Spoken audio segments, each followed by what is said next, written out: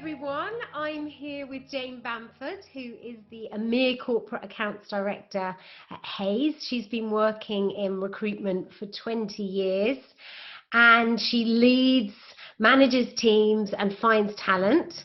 She's also a mother, a marathon runner and a survivor of breast cancer.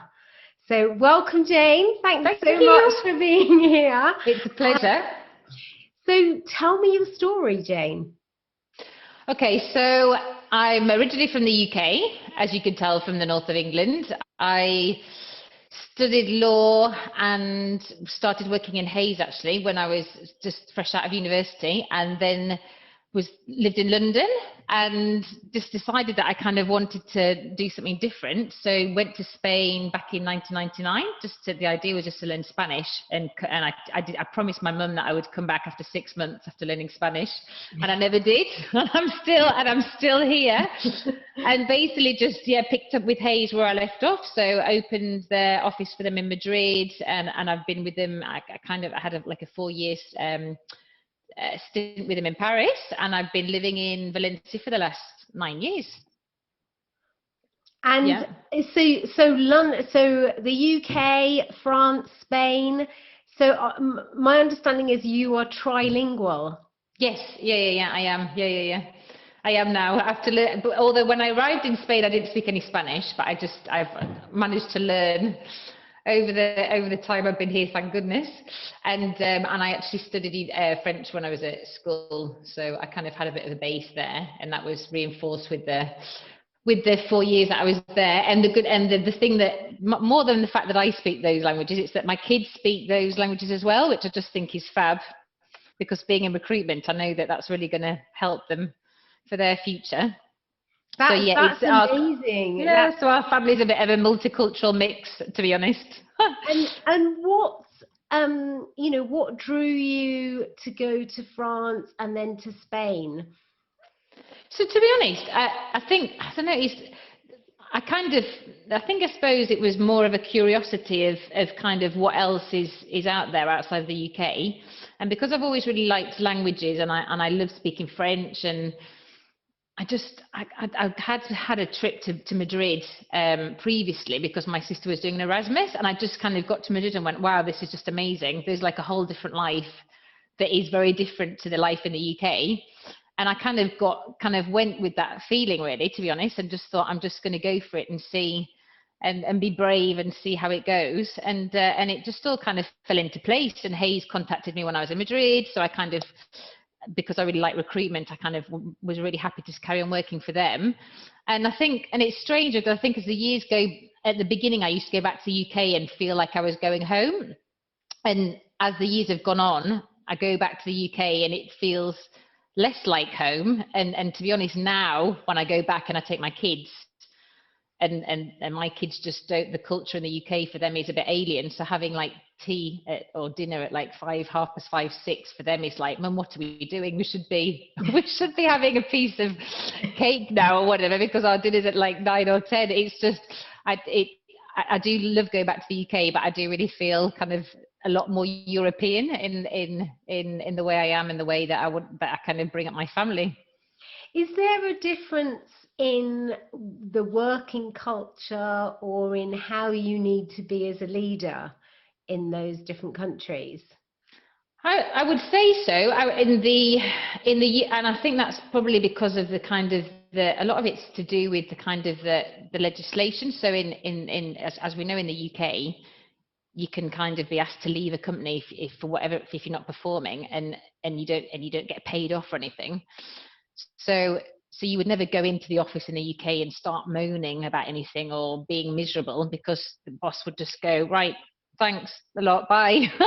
But in France and Spain, because there's such kind of, the workers are so protected, so the longer you've been in the company, if you are asked to leave, then you'll kind of get a big payoff. It's almost like people do just kind of wear the heart on the sleeve. So they mix, so they could have had a bad morning with the kids and they bring that into work. there's not such a kind of a personal and a professional kind of distinction, if you see what I mean. So it could be, for example, in Spain, when I arrived in Valencia, I had a few people in the team that had been there for like 10 years. They knew that they were kind of a bit not untouchable, but it would take a lot to kind of for them to go. They wouldn't go on their own will.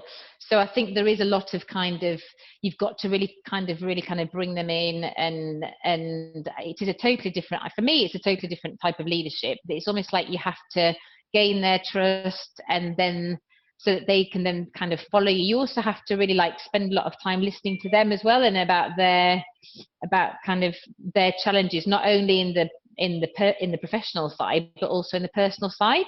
So I have seen that the people that I've managed particularly in Spain, it's almost like there's a lot of them are kind of really good friends, because you really do work together, kind of not only kind of developing them professionally, but also there is like a bit, there's a bit of a crossover onto the personal side as well. And I think in the UK it's a lot more, I'm at work, I go home, it's a lot more kind of separate. But in Europe I think it's a lot more mixed, and maybe that's just because of the way, especially in Spain, the way people are a bit more kind of Latin, maybe, no? Yeah. And in terms of, because it sounds like within that there are challenges, what's been your biggest challenge to date, would you say? I would say probably, to be honest, in terms of managing people, I would say that there's not really been any challenges, because I've actually found it quite, I think the people that I've had the kind of the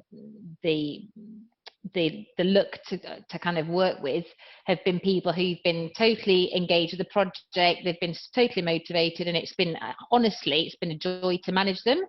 I think it's probably, the challenges have probably been a bit more around maybe the economy, which is a bit more volatile.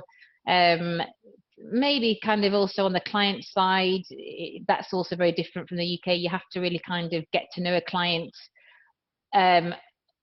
before they'll kind of give you an opportunity, whereas the UK it's a bit more kind of transactional, isn't it, really? So no, I think as a whole, I would, looking at the time I've spent in Europe, I would say that it's all been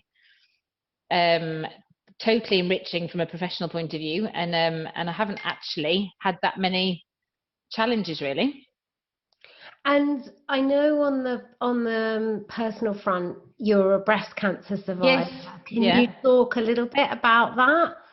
Yeah, so that's obviously one of the biggest challenges I think I've had kind of in my life. So that was like kind of 5 years ago. I was actually training for a marathon at the time, and it was just kind of one of those random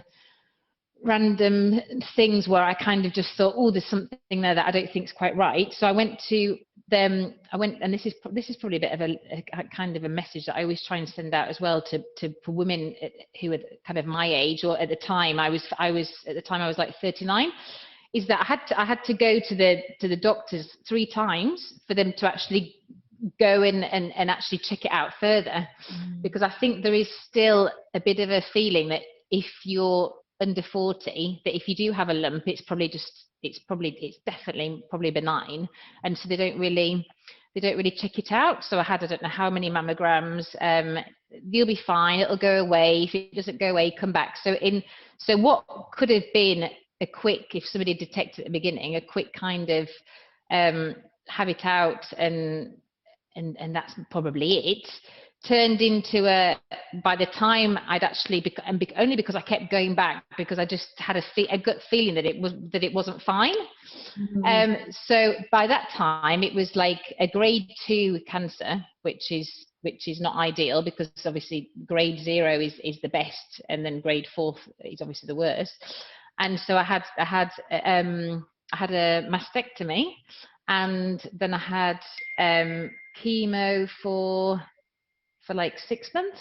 And I don't know, it's interesting, because I think at the time I was so kind of like in denial and I can just carry on, because that's kind of the way I am a bit, always just try and carry on in the face of challenges, almost to kind of prove to myself that I'm not gonna kind of get down on anything. And I carried on working. I think I only had 3 weeks off in the whole of the time.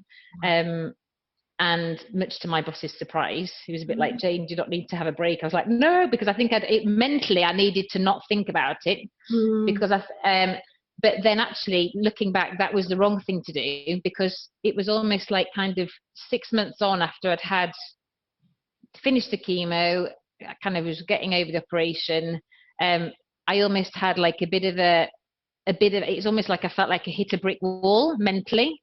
And I think that's one of the classic kind of like post-traumatic stress kind of situation, where it was almost like I'd literally been blocking out all of the stress and just going on autopilot. And then it all just kind of came to a head, and I actually just kind of felt a bit, did have a feeling a bit of emotionally didn't feel in a particularly good place, and kind of a bit of a lack of confidence, and it just kind of all rolled over a bit. But I did actually at that time, luckily, kind of through coaching and also with kind of getting my support network together, I'm kind of back on track now. But I think for me, that's the worst thing about breast cancer. It wasn't so much the physical pain, and obviously chemo is not very nice, and it's not so much that. I think it's more of the mental trauma, and it's having and I'm actually 5 years, just coming up to 5 years now. So that's when you kind of go to having checks from every 3 to 6 months to every year. But for the first 5 years, it does feel like you're in a car and you've got something in the back seat, and you don't know whether it's going to climb back up into the front seat again. And that for me has been the worst thing to deal with, the kind of that feeling of what happens if it comes back, or if it comes back and goes somewhere else or whatever. So, but I think to be honest, I've managed to develop lots of mechanisms for stress. Coaching for me has been absolutely fundamental for that, to be honest. And obviously, as you know, Susan, I was coaching with you and at that time, and that really, really helped me, because I developed lots of mechanisms. I think also running for me has been great. So I did actually do a marathon just over a year ago now, in under 4 hours, so I was quite pleased about that. And yeah, so I think so that's undoubtedly been the most challenging thing. But I think this is like anything. There's still lots of taboo around the word cancer, and it's amazing as well at the beginning. And I think my advice would be to try and keep it, talk about it as openly as possible, because there are lots of people. There still is the kind of situation where, even for me at the beginning, when I told some of my friends about it, a lot of them just kind of disconnected from me. And I now understand why. At the time I didn't, but I think it's almost because people think, and they go, oh my God, that could happen to me, and it almost kind of freaks them out a bit, and they don't really want to kind of accompany you on that journey. But I think that would be my advice: just try and be as kind of open as possible about it, and just reach out to people. And yeah, definitely. That's an incredible story, and it's just amazing to think like you're back running marathons, and you're in a position of leadership. Has it changed like who you are at work or who you are at home? Is there any big change that's made? I think yeah, it's definitely changed who I am at home. I used to maybe be a bit stressed out about silly things like, oh God, I don't know, my son might ask me to do something with him, and I'd be like, no, but I need to unstack the dishwasher. And now I'm just like, it doesn't matter about the dishwasher, I can do that at any time. I think I'm a lot more chilled out from that point of view. And I think work-wise, I think possibly I kind of see things as they are, and I don't take things. If something happened and it seems quite important or at the time, I can very quickly put it into context, to be honest, and think actually that's actually not that difficult to resolve. And I think I think I'm possibly as well, and maybe this could be good and it could also be bad. I'm also maybe less tolerant of situations that I don't particularly like. So whereas before I used to find it difficult to say no generally to people. Now I can a lot more easily say, actually, no, I don't think I want to do that, or it's almost like kind of, yeah, I don't kind of get dragged into situations as much, quite as often, because it's almost like I've kind of put things more into context, really, of what kind of, how can I use my time valuably, and also who do I spend that time with as well. Yeah, definitely. And so all in all, it sounds like a lot of lessons like you learned from what was probably, you know, a pretty traumatic experience. Is there any advice you would give to your younger self? Oh my God, to my younger self, I would give myself so much advice, actually. Yeah, absolutely. I think to my younger self, I think I would say, thinking back to kind of maybe, I don't know, when I was like maybe 20, I think the 20s, late 20s, I would definitely look into my younger self, and I would say, be more confident, and kind of, you doing something, I don't know, I'm just thinking, for example, when I was starting off managing Madrid, and it was going really well, but my inner self was saying to me, this is kind of luck, or because I don't think I can actually do this. And there was like, I had that little inner kind of like critic in me all the time saying something's going to go wrong, whatever. And I think definitely that would be my major thing, is just to kind of be more confident, and also, and probably be more of a say no person as well, and don't try and please everybody, because in the end of the day you end up not pleasing yourself. So that was the kind of lesson that I would say, definitely.